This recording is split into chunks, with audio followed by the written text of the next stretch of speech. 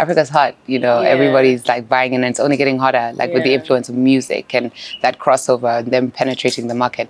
Now everyone wants a taste. And I think it's really the time for African designers, African artisans to really get on that, you know, and recognize what they have and don't undervalue yourself. The way you do that is you tell your brand story, you know. People love a story, you know, and you tell your story, you tell your why, you tell your how, they'll buy into that. Welcome back to Kampala Mode. This is a space where we talk to all your favorite fashion creatives, whether it's designers, stylists, models, makeup artists, and everything in between. Today we have an amazing, innovative designer who makes jewelry out of cow horn and brass. We're here with Sandra Kekirunga. Hi. Nice to finally meet you. Nice to meet you too. Thank you for taking the time. Thank you for having me. Yeah, happy to really be here. Yeah. So for the people who may not know you or what you do, could you like introduce yourself? Yeah, so my name is Sandra Kekirunga, and I am the founder and creative director behind Ihato. Ihato is a jewelry and accessories design line that produces our products out of cow horn and brass. And what we do is we repurpose cow horn and reclaim brass to create these really beautiful, timeless pieces, we believe. That's what I do. The company was formed by myself and my sister initially, which it's sort of been a long and evolving journey. We started wanting to have sort of a bridge between the Ugandan artisans and a market in the UK and in Europe. But we'd been in school in the UK, and we'd always take our friends gifts and things, and they were always really, you know, amazed by the beauty of the product. And being third culture kids and having, you know, grown up in different places but calling Uganda home, it then evolved into something whereby we wanted to bring our own culture to this fashion space, and that's how Ihato was formed. Interesting. Yeah. So was design something you always wanted to do? Not really, actually. I definitely always wanted to do something creative. I think I definitely say I'm creative leaning all the way through my childhood into my schooling. I didn't know I would end up in the fashion space. But my mom is a really, really shrewd businesswoman, and she would always say to us, you know, in her line of work, that she was seeing women and the amazing things and Ugandans and artisans and what they were able to export. And, you know, when we started to speak about, you know, having this marketplace, she really encouraged us to sort of bring our own culture to that. And so we're from Southwest Uganda. And in the Rohoro language, Ihato means the inherent resilience and determination possessed by an individual. And as you also know, the Ankole cow is very beautiful and it's very sacred in Western culture. And I think it was perfect for what we're doing because of its really long, beautiful horns that, you know, you can see here. They, in the melting and in the boiling process, form these beautiful colors, and no one piece is the same, you know. So I think there's a beautiful story. I'd say at heart, myself and my sister too are storytellers, and I think that's what has been so great about working with this. It's you're able to tell the story through your pieces. You're able to bring your culture to a new audience and share in that. And I love the cyclical nature as well of it all, in that, you know, the cow is, as much as it's revered, it nourishes, you know, the herdsmen, you know, they really treasure them. A lot of them know them by name.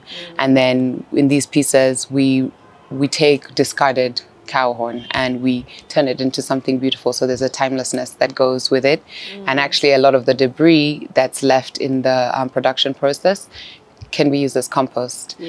And so it's a beautiful cyclical nature. It's almost as though nothing is ever lost. So I think that's where I see ourselves and myself in the design space, because it's a beautiful story to tell. I mean, I want to get into the creative process a little bit later. Okay. But first, like, I want, like, just let us know something about how you were maybe as a As a child. child. Were you always creative? Was it, Yeah. something? Were you stubborn? What type of? Absolutely. As a child, I would definitely say I was unique. Mm. I think I was probably stubborn, my parents would say, but I was definitely creative leaning. So in school, I was, in plays. I loved theater and especially musical theater. Okay. And I loved, I was in a lot of plays throughout my childhood. I loved singing. I always thought that I'd actually end up as a singer or an actress on the West End Okay. or on Broadway, just treading the boards in some way. I think I definitely tended to break the mold, and I expressed myself in so many ways, be it probably later even in life through my clothing. So I would definitely say I was an oddball, very outgoing, and yeah, it's been good to see that come back in here. Did you study in Uganda Yes, I the did. entire time? No, not the entire time. So I was in school in Aga Khan, Okay. and then I left for boarding school in Kenya. I moved to a boarding school in a remote village in Kenya and in the Rift Valley. And I did a lot of my boarding school there before moving to Cheltenham, which is in the UK, where I finished up my high school.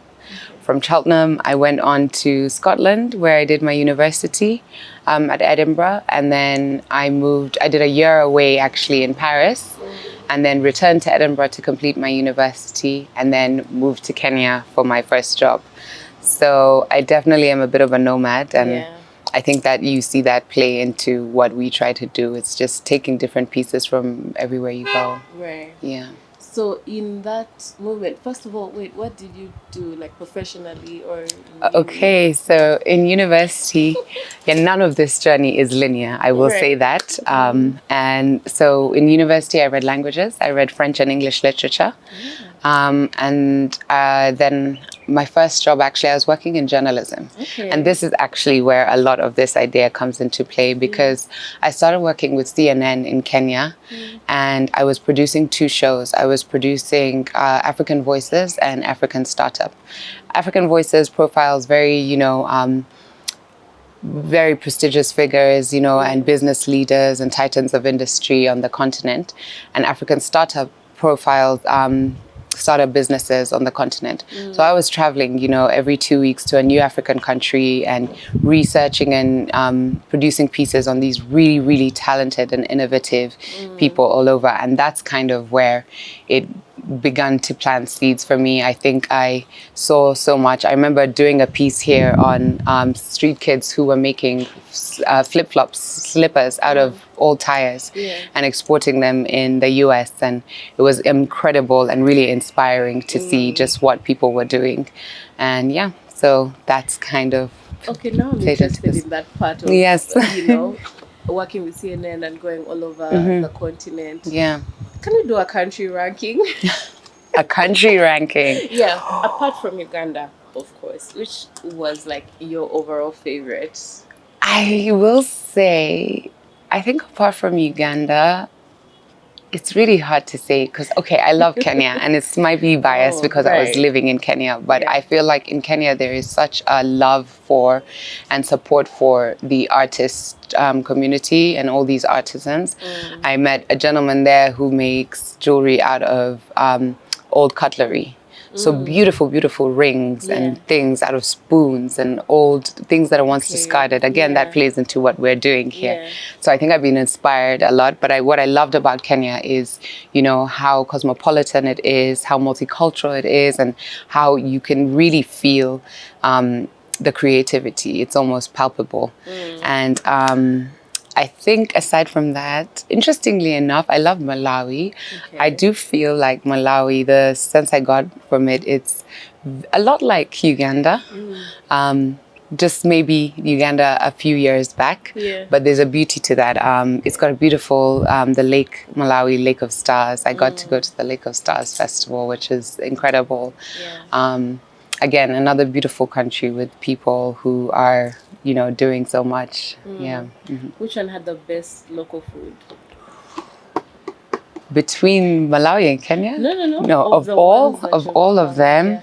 Nigeria. Ah, Yeah, okay. I mean, I feel like West Africa, aside from Uganda, I think Uganda has the best food anywhere. Yeah. Anywhere. You Of course, can take me we'll put anywhere in the Uganda on the world. shelf. Yes, let's put Uganda on a pedestal. Okay, But yeah. I would say I love West African food. I'm really into spicy, flavorful, and I really love Nigerian food. Yeah. And for the fashion lovers, which have the Ooh, best style? I think also Oh, Nigeria. it's I mean West Nigeria. Africa. They're Yeah. doing so much. Again, Yeah. there's so much community there as well, and a beautiful creative economy for designers. There's some really talented people there. So yeah, definitely Nigeria. Okay. Which one had the best views? Best views. I mean, South Africa, you Okay, know, just yeah. because you've got Cape Town, you've got Johannesburg. Right. It's really gorgeous, you know, having the backdrop of Table Mountain. But again, Lake Malawi as well. Beautiful, beautiful, beautiful. You have mentioned, okay, your journey working with CNN kind of helped you like spark the inspiration. I don't know what overall, what was your biggest takeaway or learning point? With CNN? Yeah. I think just that there's so much to do. We are actually a hub of innovation here and in every field. You know, there's no shortage of things I saw people doing and ways I saw people innovating. So I think, you know, that Africa, we really are a hub, and that's why so many people from all over the world flock to us, you know. You cannot ignore the African market. Right. That was a big takeaway. And yeah, to be inspired by what you see, to be innovative, to bring that into what you're doing and allow those creative ideas to form your business. I think you don't have to look so far Right. when thinking about starting a business, you know. Okay. And is there any piece of advice that you got along the way, whether it was school or whether, family or whatever, that's stuck with you, that you go on with? I think so. I think just even our company being called Ihato, that's something we grew up with my dad telling us, you know, in Ruhoro. Yeah. He would always say, you need to have Ihato. And it's much more beautiful in the Ruhoro language. I won't embarrass myself and say it. But you know, he would tell us in everything we were doing, not just in business, in school, in every aspect of life, you know, he'd tell us, you need to have Ihato. Him and my mom used to say it a lot. And I think that's sort of what guides us. You need to have that determination to go on even when things go hard, because this has been a long labor of love, and it's like evolved. And there've been times where I think anyone in any field, but especially creative fields, will tell you you experience imposter syndrome, and you're like, what am I even doing here? I remember just recently when I first applied to do the Bold Woman Fund, and it was their first cohort done with the British Council, the Creative DNA program. And it was meant to be for people, budding businesses, to apply and you do this really accelerated business program. And I remember reading about the course and thinking, I would really love to do this. My business would really benefit from this. But I'm just going to go in and be embarrassed. Like, I'm going to find people so advanced. And I went in, and it was beautiful to find other designers who were in the same, place as you, maybe some more far along, some more premature. But, we formed a little community. And at the end of the program, they choose a winner. You have to present, these 8 weeks of classes and put together this whole, essentially a business plan. It's a really great course. I'd encourage any female in this space to apply, and it's free, So it was really a nothing to lose situation, but I was like, I don't know that I belong here. And I continued to have that mentality, but I would remember, having the brand's name as sort of a guiding factor. And then I ended up winning the first cohort, which I did not think. Literally to the moment they were announcing, I was like, what? Me? But and I think that's good. So it always takes me back. I only have to look to the brand to remind myself that, you have to have that determination. You have to have that, sheer force of spirit to keep going. Yeah.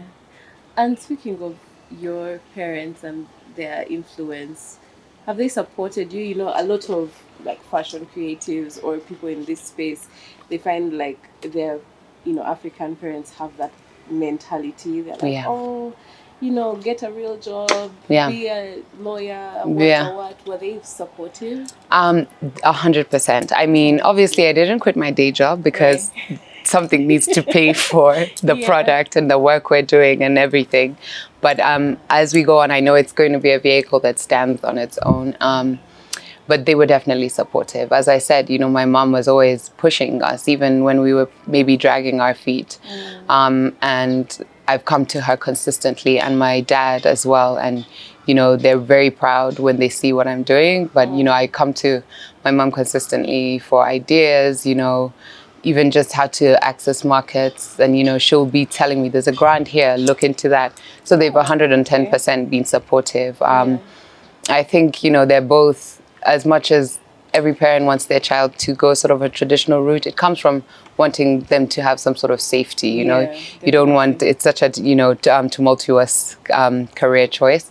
But no, they've definitely been really supportive and really encouraging. That's lovely. Yeah. Yeah. Tell me, is there such a thing as being over accessorized? Yes. Yeah, I think so. I think if I go back and look even at my old pictures, you know, when we were a little younger, you know, when they'd say that when you've got a meeting later, and we would wear a blazer with a belt, and the belt on top of the top, and the top on top of jeans. You know, I don't know what that was about. And I think there's this rule of thumb that when you're gonna leave the house, take off one accessory. You know, I think Chanel said that. I don't know. Chanel, right? Yeah, Oh, there you go. I think, yeah, there's definitely such a thing as over accessorizing, but also it depends on the vibe you're going for. If you're wearing, you know, something understated and your jewelry is going to be what brings it out, then yeah, maybe having a little more. Also, yeah, it depends on your personal style. You know, there's people who have rings on every single finger of their hand and probably an entire pierced ear, but it works for them. I think really style is how you wear it, you know, as much as what you're wearing. It's, do you have the panache to pull off that outfit? It's why, you know, with certain style icons like Rihanna, personal fave, you know, they're like, it's ugly until Rihanna wears it. And, you know, it's just how you wear it as well. You know, she's got that edge, she's got that panache. She could wear a bin liner and everyone would be like, wow, you know. She had the pregnancy belly out, and everybody, yes. No one wants to cover their literally, everyone's like, yeah, I was reading them saying like, Hailey Bieber is changing. I was like, she's just wearing what Rihanna wore, you know? Literally, yeah. So yeah, I guess people, it's about it's about how you wear it. You know, if you have the confidence, you know, you can rock any look. You know, you see it even, I see it a lot here in Uganda, and maybe celebrities and you know personalities like Zam Zion. She could wear anything because of how she rocks it. Same with Tanya. You know, it's like, you know, having the confidence to wear what you wear. You know. Yeah. So speaking of accessorizing, yeah, I want to get back into like the process of, you know, making this jewelry. So from absolutely nothing to a finished product, could you walk you through the process? So we work with some talented artisans. Over the course of this journey, we've worked with different types of artisans. So there's a lot of people in this cow horn space. And right now where we're our main artisan we work with sort of sources the horn as well. And, you know, we have people we've worked with sourcing brass as well, so we know who we go to. And the first thing is obviously the design process. I always know, I'm no artist. My sister is. But I always know what we want to go for. We don't want to do anything too over the top, because we want our pieces to be one, timeless, and, you know, accessible to anyone. A lot of even the pieces are like unisex. Some of the earrings we have, you know, men and women can wear it, or the bracelets, the bangles, you know, or the rings, you know, being adjustable. So things that are functional, things that are timeless. And so I would say our design process is very minimalist. A lot of asymmetrical shapes, you know, which means you can wear them in all kinds of ways. But even with the homeware as well, you know, things that will be timeless, that are simple, but put together, the brass and the horn will really, really elevate your home. Yeah, so designing and sharing that with our artisans. And so with like horn, it's the boiling process of the horn and the carving, you know, the sanding, the carving. Doing the hooks, for example, in jewelry is a whole different process on its own. Yes, yeah. And then putting it all together and packaging and branding. Yeah. What's the most challenging part of that process? I think, you know, initially, now that we have people that, you know, we work with and understand our vision, I think initially it would have always been getting it up to the quality you want it. You know, you have an idea in your mind and you're like, it has to look like this, it has to be perfect. And then, you know, it comes out and you're like, this isn't it. But a lot of the time, actually, it's helped with some of our earrings, even something that has been a mistake, I found has been more beautiful. And I've just been like, let's go with that. This is what we wanted. So there's the beauty in that as well. But packaging, I think anyone in the design space will tell you, packaging is such a thing here. You know, it's the most actually expensive part of the business, I would say, because also we're a sustainable brand. So I'm not just going to get a plastic bag or a polythene bag, you know. I noticed you use a lot of Card, literally.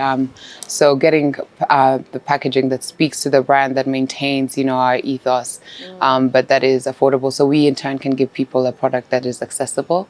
That's another thing, and it's still a long work in progress. Because I don't want it to define the price point. Because when you break it down, you're like, yeah, but this cost is too high. So yeah. And what is your favorite part? My favorite part is when I'm actually, I mean, the design for sure. You know, I love like having an idea for something, like one of our pieces, you know, this like brass spear shaped earring where I was like, the stud should go through the back because I want you to be able to wear it as just the brass stud or wear it with the spear, stuff like that. Because I'm also thinking what I want to wear, you know. But then also putting it all together, you know, and putting it on display. If we have like a trade show or somewhere I have to, you know, be schlepping our goods, I think I love seeing it come together. Like I love seeing that vision come to mind and seeing like the customers interact with it, you know, and be like, oh, this is so me. Like, can I get this in the, you know, this color? Do you do this? And or seeing it in someone's home. Like actually just a few weeks ago I was at a wedding and I was looking at this lady and she was wearing one of our earrings and I was like, oh, are those Ihato? And she was like, I think so. I bought them at Bold. And I was like, yeah, they're ours, you know. And so it's nice. And, you know, another friend said, you know, she had people coming into town and she was like, I'm putting together like a little gift bag of Ugandan products to my friends. I'd really love to include some of your pieces. So that always means a lot when I'm like, oh, you know, we're up to the mark that you think someone else could enjoy this. And and then, you know, her friends came from out of town and one of them was saying to me, you know, I love your brand. I want to take some back. And so I always love that. I love seeing like our audience interact with the pieces. How would you say the Ugandan market differs from the UK?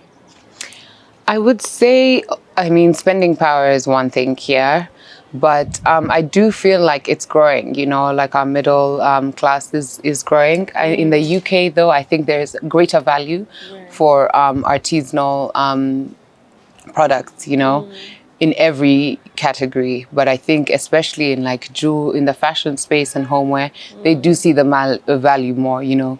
They're willing to pay top dollar for something like this because especially in like the sustainable field, it goes beyond just purely aesthetics, you know. They're thinking of the story, you know. They want to understand who made it, where it's from. They can look at cow horn and see it as an alternative to ivory, for example, you know. And so I think definitely there's willingness to pay more, you know, for the products. Do you think it's also like a novelty thing? Like they see, you know, something that's from Africa is hot right now. Africa's trending. Everybody's getting in. I mean, you've seen it all time and time again. Like with designers, we'll be wearing our, you know, kitenge, batik, and this, and then Stella McCartney will come out with a line, and she's selling you kitenge for £4,000, and you're just like, are you kidding? I could go downtown and get my great tailor or seamstress to make this. And so for sure, there's also an element to that. Africa's hot. Everybody's like buying it, and it's only getting hotter. Like with the influence of music and that crossover, and them penetrating the market. Now everyone wants a taste, and I think it's really the time for African designers, African artisans to really get on that, and recognize what they have and don't undervalue yourself. The way you do that is you tell your brand story. People love a story. And you tell your story, you tell your why, you tell your how. They'll buy into that. Yeah. Speaking of the why did you choose specifically the cow horn as your like main material? I love how versatile it is. I love how beautiful it is and durable, but then offering again a sustainable, alternative to ivory, for example, yet still having the same beauty. I think also, I'm from Southwest Uganda, and I've explained, the cow is such a sacred and inherent part of our culture. But for me, even just the two elements together, the cow horn and the brass, I think a lot of it is rooted in there's this process in Japanese culture called the kintsukuroi, where broken items are repaired using gold lacquer. So that's kind of what I see a lot of this fusion looking like. And again, going back to the story, it's like taking something once discarded, this cow horn, that meat packers and slaughterhouses just discard, not even knowing its value. And yet you'll see like the Chinese are actually buying it and selling it back to us as products because they recognize its value. But taking it and then putting it together with something else, that's also equally durable and sustainable, like brass, and because we're repurposing this brass and making something beautiful that is timeless. So yeah, that's definitely our why. So as we come to a close, I understand you don't just do jewelry, you also have some homeware pieces, some of them that are here. I am obsessed with these coasters. Thank you. Same. They're my favorite. They're my favorite piece too. So these are coasters, rectangular coasters made out of cow horn. They come in two colors, the black and the white. But the stand is brass. So I just love that. It's a very simple, clean look, but then elevated by the brass. Yeah. So we'll definitely elevate your tray table, your dining table, your bar. Yeah. So take me through some of the other pieces. Yeah, so salt shakers as well. Very nice, very clean, sort of finish and versatile. So you just pull out that knob and that's where you pour in the salt. And we've also got these condiment bowls. So you could put anything from salt to salsa when you're having a dinner party, or sugar when you're serving tea. We've got these napkin rings. We also have a range that is currently sold out with a brass rim, just to give it an even more elevated look. So napkin rings, they come in sets of 6 and sets of 12 as well. And then we've also got these cups, multi-purpose. So your toothbrush holder, or a drinking cup or a desk cup for your pens. Yeah, I love this. It feels very rustic. Yeah. Loki, Game of Thrones vibes. Right. I think of that a lot. I feel like I'd love to see our pieces, and like used in sort of set design as well, or like curating spaces. So cool. That would be really great to see.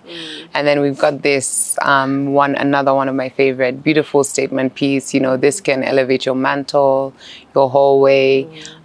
We are also doing these in lights, to have wall sconces. So again, when I'm talking about interior design, I feel like I would, love to see us in a lot more spaces, used to just bring out a home or a space or a room. So the homeware line is fun. Okay. Do you have any final message you'd want people watching to go home with? I think interact with our brand, shop local, build Uganda, buy Uganda, but shop, consciously as well, shop sustainable, shop ethical, and, I think it's always beautiful when you have a piece that has a backstory and a cause behind it, because for us at Ihato, it's really for this brand to be the vehicle that serves our foundation, where we work with women in crisis and give them the opportunity to overcome their circumstance. Hey, thank you so much for your time. Thank you. Thank you for sharing with us a little bit about your brand. I think it's definitely something that the people would love to grab a piece of. Thank you. And thank you guys for watching and taking the time to just sit and watch us talk fashion and everything else. Please keep it locked. Next week, there'll be something else for you.